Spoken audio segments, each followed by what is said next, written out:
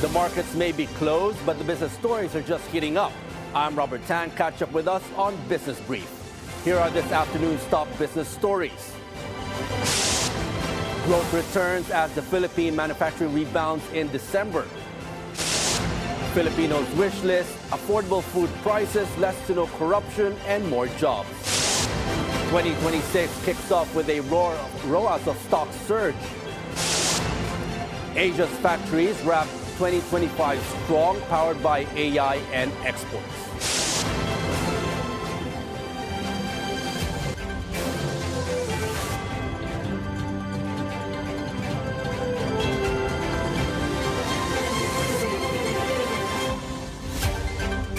Philippine manufacturing bounces back in December 2025, signaling a modest uptick after a sharp contraction a month earlier.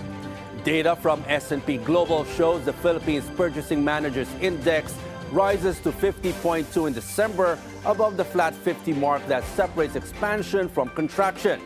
This is a turnaround from November's 47.4, the steepest drop record since 2021.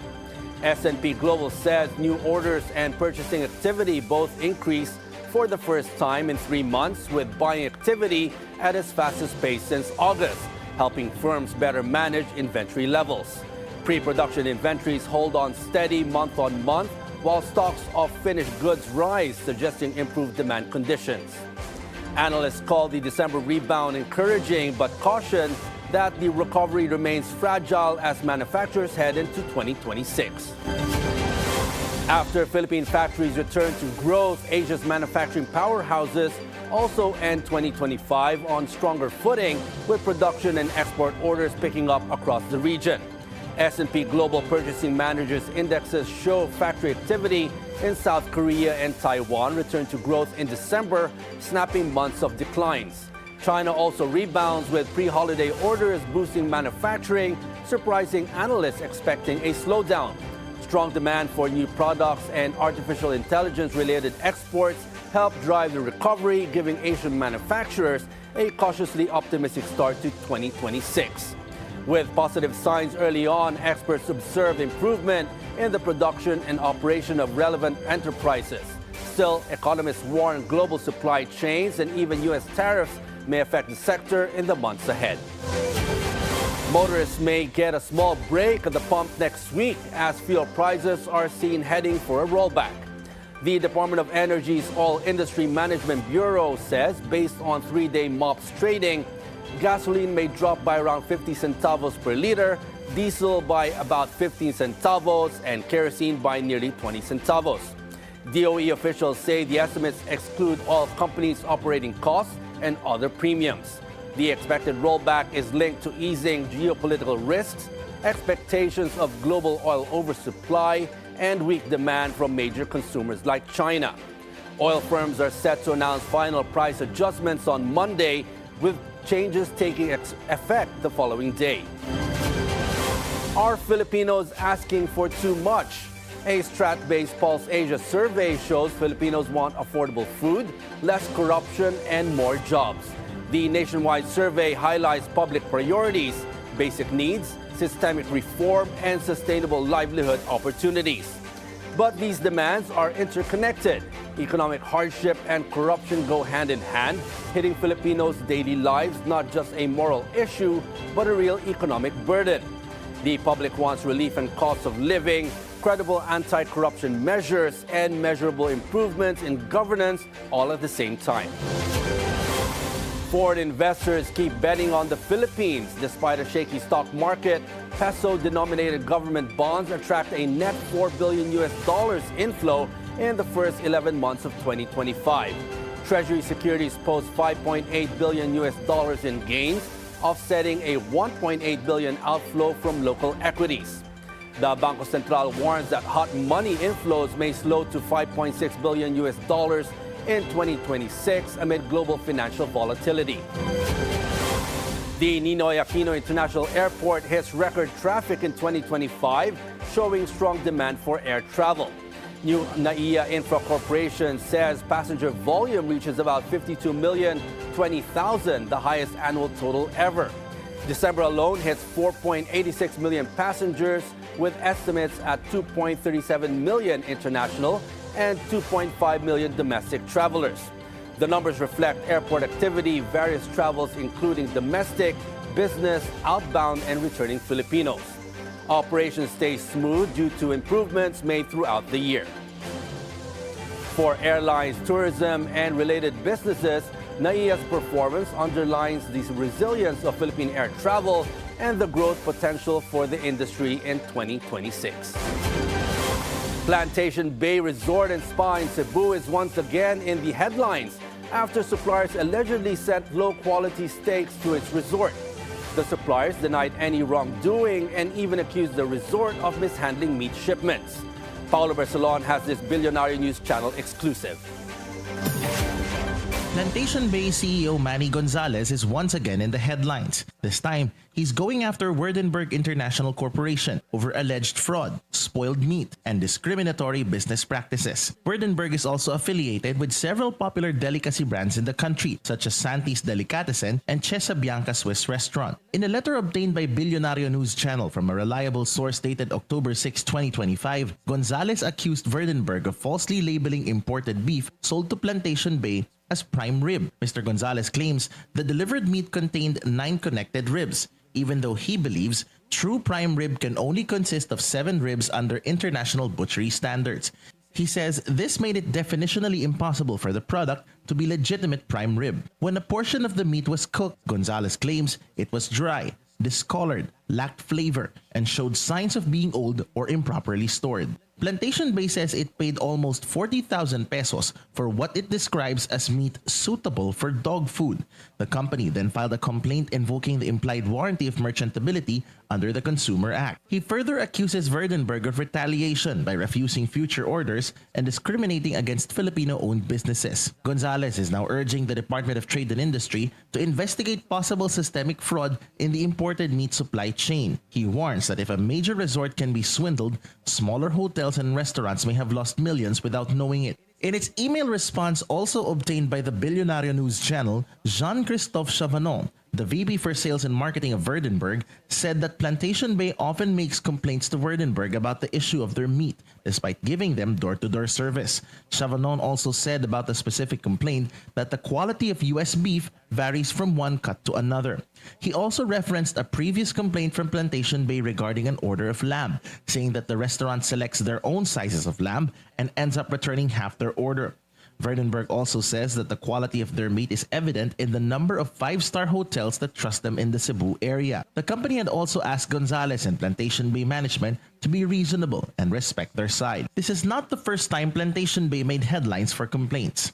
In 2020, Gonzalez was criticized for a response to a TripAdvisor comment saying that a parent with special needs does not know what the symptoms of autism are after their child, who is on the spectrum, screamed after feeling happy seeing the resort's pool area. He later apologized for his poor handling of the complaint, but PWD rights groups urged resort staff to undergo disability sensitivity training. Bilyonaryo News Channel has reached out to the Department of Trade and Industry and Werdenberg for further clarification and response on Gonzalez's latest accusations, but we have yet to receive a reply. Paulo Barcelon, Bilyonaryo News Channel. Plantation Bay CEO takes low-quality beef complaint to the Department of Agriculture. Too dumb to know any better. That's how Plantation Bay Holding CEO Manny Gonzalez accused international meat importer Werdenberg for treating local players after receiving beef he calls low quality and dog food-like. Gonzalez says this isn't just a private dispute. He frames it as a matter of public interest and national dignity, accusing Werdenberg of sending inferior meat to Filipino-owned hotels, while foreign-managed hotels in Cebu and Manila receive genuine premium cuts. Even with the DTI endorsing the case, the National Meat Inspection Service and Department of Agriculture have yet to respond. Gonzalez now calls for a full audit of Werdenberg's import declarations to protect the Philippine market from exploitative suppliers. We're taking a short break. Stick around. We've got more stories ahead. You're watching Business Brief.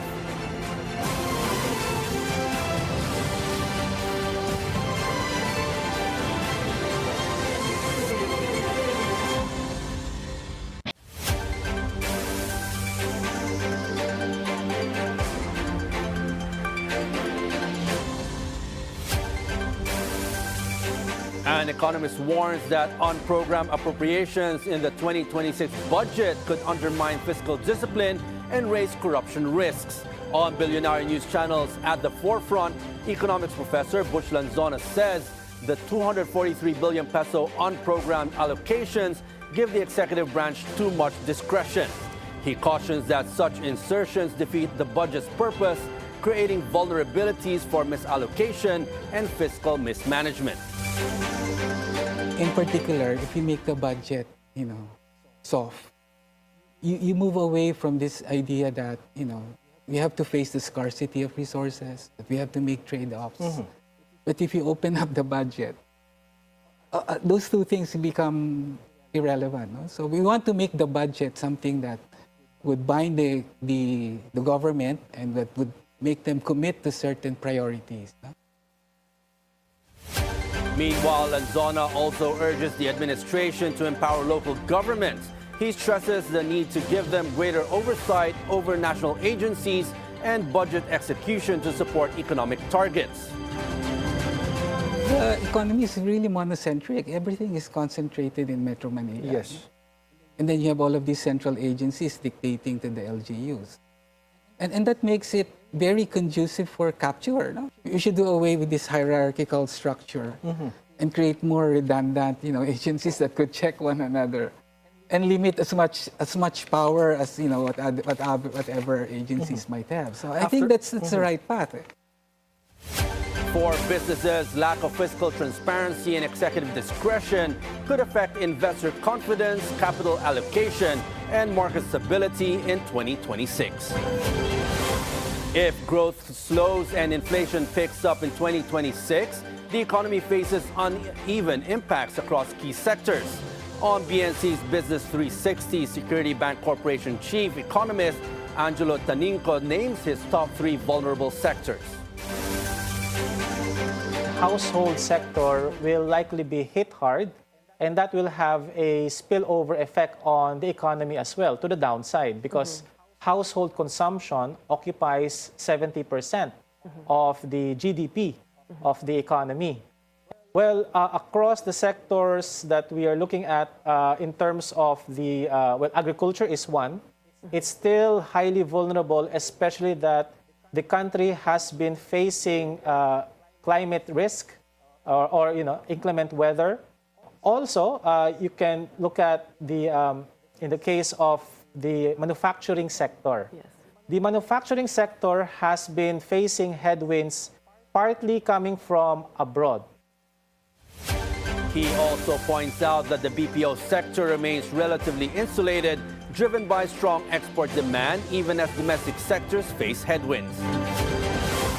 Monte Pacific cashes in on Indian holdings. The Singapore-listed food giant secures $15 million from selling nearly 5% of Suntrust brand's limited shares to Cagtech, Mauritius Limited. A second tranche is already in motion, with Del Monte signing to sell another 1.45% stake to a different buyer. Del Monte continues monetizing non-core assets to boost liquidity and simplify its corporate structure after years of balance sheet pressure. A major shakeup hits Suntrust Resort Holdings as losses mount and control of its casino project changes hands. 6 directors and key officers resign in one sweep, prompting the appointment of new independent directors and a new corporate secretary and CIO. The leadership overhaul comes as Suntrust gives up operational control of its delayed West Side City Casino in Parañaque to firms linked to Andrew Tan's Alliance Global Group, keeping only a minority economic stake. The transfer triggers a one-time accounting hit, pushing Suntrust to a multi-billion peso loss as the long-stalled resort eyes opening later this year. A major balance sheet cleanup is underway inside one of the country's biggest construction groups. EEI Corporation takes on 11.42 billion in liabilities from its wholly owned real estate subsidiary, First Orient International Ventures Corporation. In exchange, EEI receives newly issued FOIVC shares pending creditor consent and regulatory approval.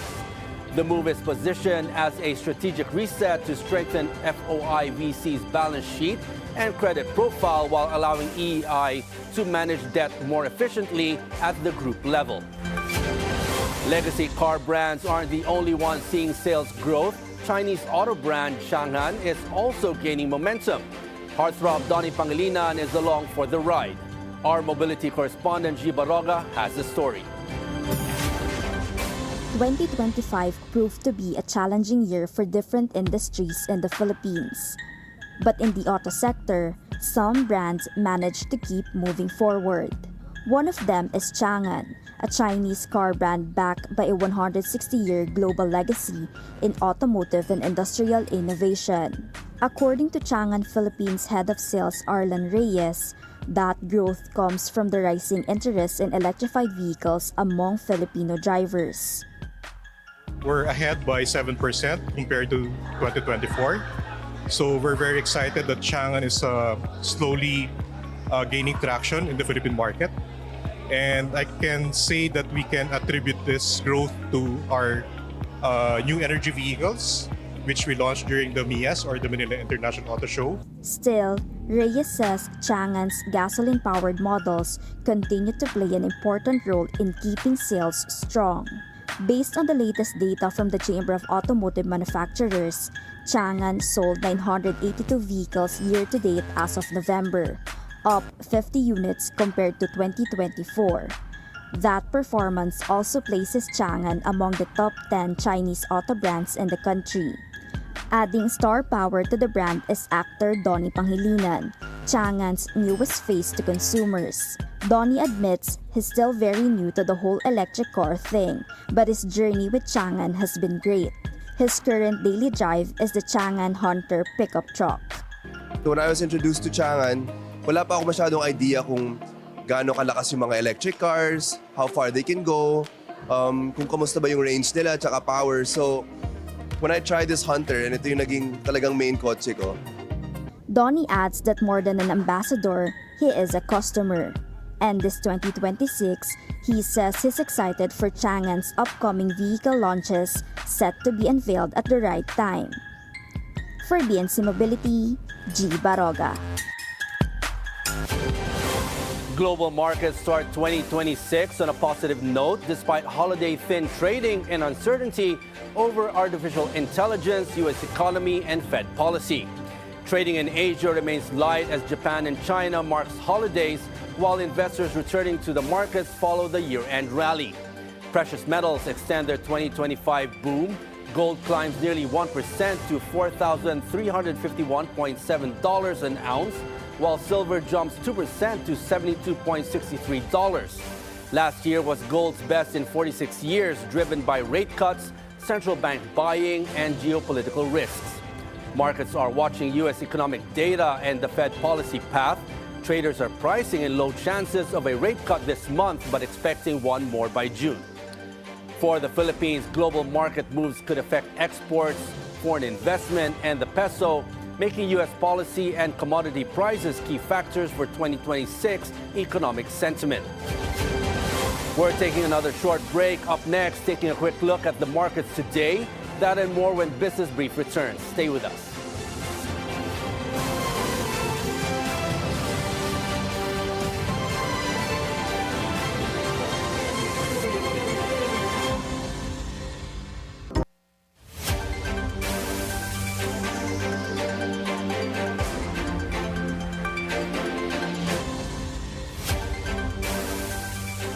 You might expect the new year to open cautiously after 2025's late year market jitters, but stocks are kicking off 2026 with a roar. Asian shares rise 0.9%, led by internet and chip stocks, while Samsung Electronics hits an all-time high. Baidu jumps 7.5% after its chip unit files for an IPO, and Shanghai Biren Technology doubles on its Hong Kong debut. Nasdaq 100 futures gain 0.7%, though Europe is set for a weaker open. Commodities are also in focus. Spot gold climbs 1.3%, silver jumps 2.5%, and copper advances, building on the metal's best year since 1979. Tech and AI continue to dominate investor attention, echoing 2025's market themes. Even with concerns over U.S. monetary policy and tech valuations, analysts say the momentum is likely to carry forward. AI and semiconductors remain the picks and shovels for investors betting on continued earnings growth in 2026. Locally, this could mean greater investor interest in tech exports and stronger links to the global supply chain. Asian markets were mixed in Friday trade as investors took cues from key regional markets at the start of the new year. Japan's Nikkei 225 eased by more than 1/3%, pausing after recent record levels. In contrast, Hong Kong shares rallied sharply, with the Hang Seng surging more than 2%, led by tech and China-related stocks. Mainland China was largely flat, with the Shanghai Composite little changed. In Southeast Asia, Indonesia and Thailand both ended the session in positive territory. Vietnam shares underperformed, with the HNX 30 sliding more than 1%. In the currency markets today, major global and regional currencies strengthened against the peso. The U.S. dollar advanced in thin New Year trade, maintaining its firm tone, a key watch for import costs and inflation at home. The Japanese yen also rose, signaling continued safe haven demand across Asian markets. The Chinese yuan inched higher, while the Hong Kong dollar also strengthened, both important currencies for Philippine trade and capital flows. European currencies, including the euro and the British pound, also posted both modest gains. Commodities were firmly in focus as the new year begins, with energy and industrial metals posting gains. Brent crude oil rose nearly 0.7%, supported by stable global demand and concerns over supply. Gold remains stable, offering a safe haven alternative for investors amid ongoing market volatility. If Wall Street isn't worried about AI, should you be? The biggest risk may be missing out. Bloomberg reports more than 60 top firms see AI as the defining theme of 2026. Fidelity says it will drive equity markets. BlackRock claims it can trump tariffs and macro pressures. NatWest calls it a powerful engine of economic expansion. Even cautious BCA research stays neutral, citing AI's massive capital spend. JP Morgan warns exposure is everything. But challenges remain: geopolitics, trade barriers, and softening U.S. labor market threaten growth. Fed easing, Trump's One Big Beautiful Bill Act, and Germany's stimulus provide support. Yet high valuations, tight credit spreads, and tariff cap upside, Fidelity flags structural instability despite short-term gains. Bloomberg says AI is set to power growth in 2026, but investors need to watch for risks that could tip the balance. At home, this means firms and investors may need to position early to tap into global AI-driven opportunities. The Philippine Stock Exchange's main index could remain flat this year amid uncertainty over economy and governance. The market could climb to 6,700 if GDP growth stays above 5% and governance improves. Analysts warn it could dip below 5,600 if these conditions fail. Corruption scandals and weak consumer spending have dampened investor confidence, with the PSCI closing 7.3% lower in 2025. The market's direction now depends on economic recovery and political stability, with investors watching closely for signs of governance reforms. The local stock market is showing positive movement this afternoon. The PSE index is currently at 6135, up by 82.14 points or 1.36%. Total market value stands at 3.73 billion pesos, with 143 advancers and 66 decliners. All shares is also moving higher, currently at 35.17, gaining 43.81 points or 1.26%. The stock market opens on a mixed note this afternoon, with several big movers heading in different directions. Starting with ICT, the stock is moving lower, down 2.03%, trading at 555.50 pesos, a drop of 11.50 pesos. On the other hand, BDO is advancing, up 3.27% to 139 pesos, a gain of 4.40 pesos. Manila is also in the positive territory, up 2.25%, trading at 17.28 pesos, an increase of 38 centavos. SM is showing strong gains as well, up 2.86%, trading at 719.50 pesos, a rise of 20 pesos. Apex Mining, however, is moving lower, down 0.64%, trading at 12.36 pesos, a loss of 8 centavos. And on the currency front, the peso opened at 58.9 against the dollar, up from its previous close of 58.8 on Monday, December 29, the last day of trading in 2025. And that's a wrap for today's Business Brief. I'm Robert Tan. Join us again next week for the stories that help you plan your next big, bold business moves. Only here on BNC, the Bilyonaryo News Channel.